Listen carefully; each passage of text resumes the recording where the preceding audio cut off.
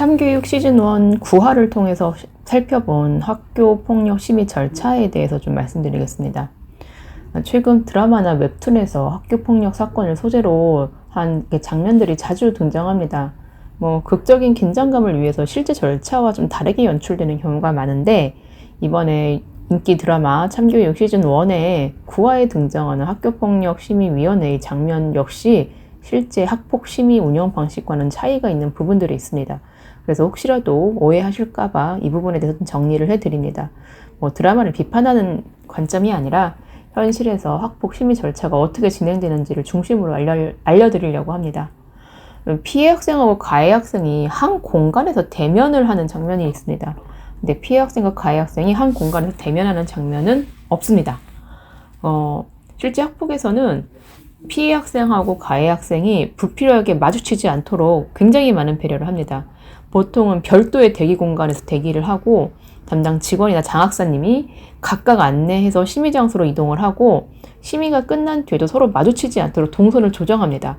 그러니까 처음에 피해 학생이 와서 진술을 하고 피해 학생이 나가면서 혹시라도 가해 학생을 마주칠까봐 가해 학생은 계속 대기실에서 나오지 못하게 하고, 피해 학생이 이 교육지원청을 떠난 이후에 가해 학생이 이제 심의위원들을 만나는 공간으로 들어오게 동선을 짭니다.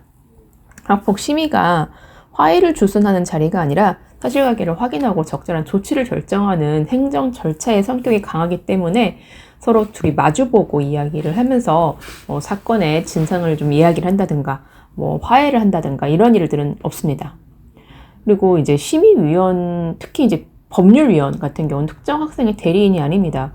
이 지금 참교육 드라마에서는 변호사 자격을 가진 위원이 피해 학생을 대신해서 증거를 제출하거나 적극적으로 변론하는 것처럼 묘사됩니다. 그럴 때는 위원이 아니라 그냥 이 대리인으로 출석을 할 수 있겠죠. 피해 학생의 대리인으로 출석을 할 수는 있지만, 변호사 위원은 명백하게 중립적인 위치에서 이야기를 해야 되기 때문에 이렇게 피해 학생을 위해서 증거를 제출하거나 적극적으로 변론을 할 수는 없습니다. 학생이 선임한 변호사가 참석을 하는 경우도 있지만, 실제로는 이미 제출한 의견서와 증거 자료를 중심으로 심의가 진행이 되고, 변호사 같은 경우는 심의 과정에서 마지막에 필요한 사항을 설명하거나 의견을 진술하는 정도로 참여가 가능한 경우가 일반적이고, 법정에서처럼 계속 공방을 벌이는 형태를 보이지 않습니다. 그래서 이런 부분들이 좀 사실과 다른 부분들이 있었습니다. 그리고 제3자의 참관은 아예 불가능하다고 보면 좋을 것 같습니다.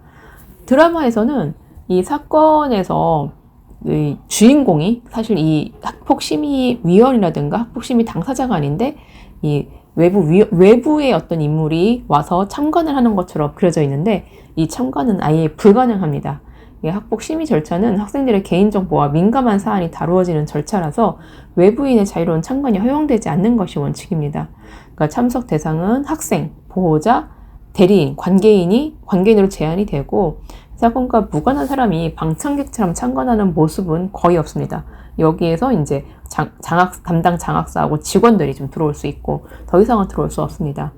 그러니까 자리 배치 또한 법정과 같이 이렇게 대립하는 구도가 아닙니다. 이제 참교육 드라마에서는 위원들이 양옆에 앉고 학생들이 서로 마주보면서 대결하는 듯한 연출이 자주 사용이 되고 있는데, 실제 학폭심의에서는 위원장이 앞쪽에 위치를 하고 학생이나 보호자가 위원들을 향해 설명하는 형태로 진행이 됩니다.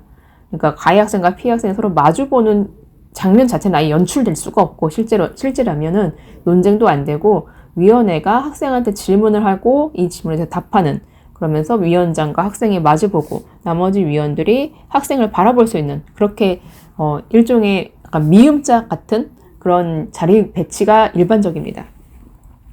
드라마와 현실이 다른 것은 제한된 시간 안에 갈등과 감정을 좀 효과적으로 전달해야 하기 때문에 그 실제 절차를 그대로 재현하기보다는 극적인 요소를 더하는 경우가 많습니다.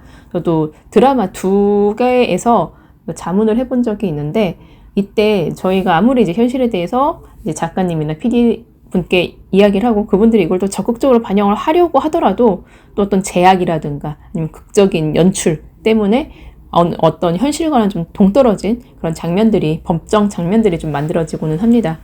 그렇기 때문에 이런 부분들을 비판할 것은 아니고 그냥 좀 드라마는 드라마대로 보고, 또 현실은 이렇지 않으니까 현실에서는 만약에 학폭을 앞두고 있다면 학폭이 어떻게 진행되는지에 대해서는 좀 확실하게 공부를 미리 하면은 좋을 것 같습니다.